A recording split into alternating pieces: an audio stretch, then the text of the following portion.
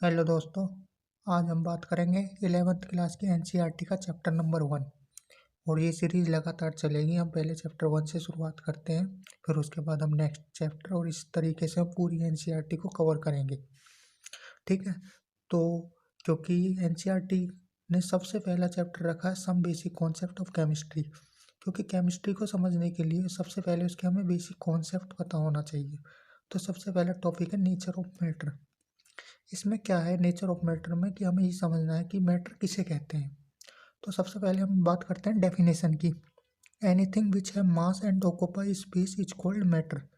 कहने का मतलब ये है कि कोई भी चीज़ जिसमें मास है और स्पेस ऑक्यूपाई कर रखा है, हम उसको मैटर कहेंगे। अगर इन दोनों कंडीशन में से कोई एक कंडीशन फुलफिल नहीं होती, यानी किसी के पास मास नहीं है या मास है तो उसने स्पेस ऑक्यूपाई नहीं कर रखा, तो हम उसको बोलते हैं, उसको हम मैटर नहीं बोलेंगे। अगर ये दोनों कंडीशन फुलफिल कर रखी है तो ही हम उसको मैटर कहेंगे। जैसे कि पेन, देखो ये एक पेन है, इसमें क्या है कि मास भी है, हो सकता है 2 ग्राम हो, 5 ग्राम हो, कितना भी हो, और इसने स्पेस ऑक्यूपाई कर रखा है, तो हम इसको कहेंगे मैटर।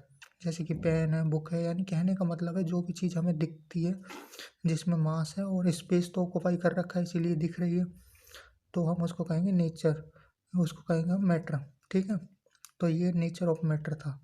अब हमें समझना है नेचर ऑफ मैटर में से कि जो मैटर तो समझ लिए क्या होता है, अब हमें समझना है कि स्टेट्स ऑफ मैटर, यानी मैटर कितने तरह का होता है।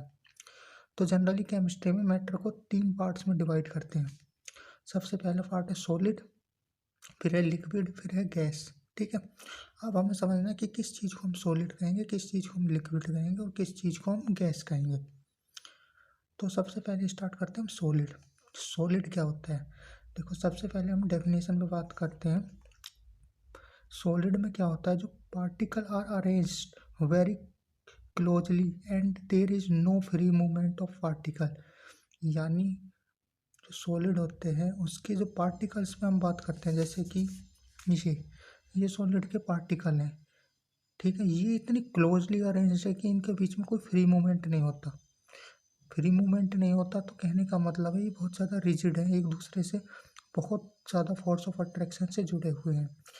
तो ऐसे सब्सटेंस जिनके पार्टिकल में कोई फ्री मूवमेंट नहीं होता और बहुत फोर्सली एक दूसरे से जुड़े होते हैं, उसको हम बोलते हैं सॉलिड।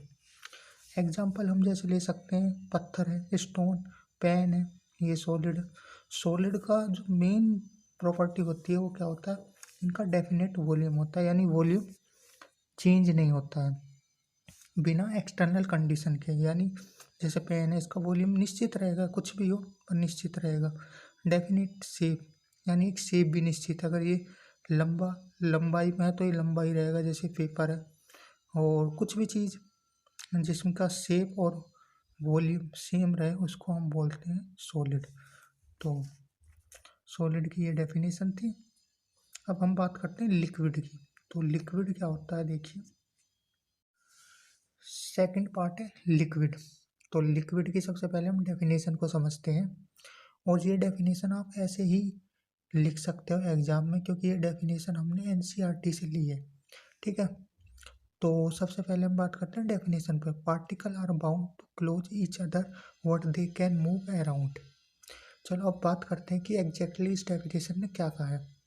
कहने का मतलब है कि लिक्विड में भी जो पार्टिकल्स होते हैं वो एक दूसरे से बंधे हुए होते हैं, पर इतने टाइटली नहीं बंधे हुए होते जितने कि सॉलिड में होते हैं। सॉलिड में तो इतने टाइटली बंधे होते हैं कि कोई मूवमेंट नहीं होता, पर ये लिक्विड में थोड़ी कम फोर्स से बंधे होते हैं जिसके कारण पार्टिकल मूवमेंट हो सकता है। तो लिक्विड की जो प्रॉपर्टी होती है वो ये होती है कि इनका वॉल्यूम तो डेफिनेट होता है पर शेप डेफिनेट नहीं होती है।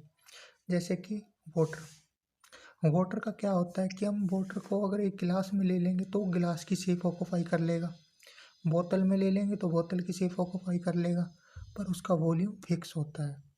तो लिक्विड वो सब्सटेंस होते हैं जिनका वॉल्यूम तो फिक्स होता है पर शेप फिक्स नहीं होती है। तो ये लिक्विड की डेफिनेशन थी। अब क्योंकि हमें अभी इतना ही समझना, हमें ज़्यादा नहीं समझना, ज़्यादा आगे चैप्टर आएंगे तो हम धीरे धीरे धीरे धीरे सारी चीज़ें समझ जाएंगे। तो फिलहाल यही समझ लो कि लिक्विड में भी जो पार्टिकल होते हैं वो टाइटली बाउंड होते हैं, पर कंपैरिजन टू सॉलिड कम होते हैं, टाइटली बाउंड। ठीक है। अगला टॉपिक है गैस, थर्ड स्टेट से है मैटर की। तो इसमें क्या होता है देखो, particle are far apart with each other. इसमें क्या होता है, जो पार्टिकल होते हैं वो बहुत दूर दूर होते हैं, एक पार्टिकल से दूसरा पार्टिकल, दूसरे पार्टिकल से तीसरे पार्टिकल, इनके बीच की जो डिस्टेंस होती है जो वो बहुत ज़्यादा होती है, लिक्विड के कंपैरिजन में भी और सॉलिड के कंपैरिजन में भी। तो इस कारण इसका ना तो वॉल्यूम फिक्स होता है ना इसकी शेप फिक्स होती है।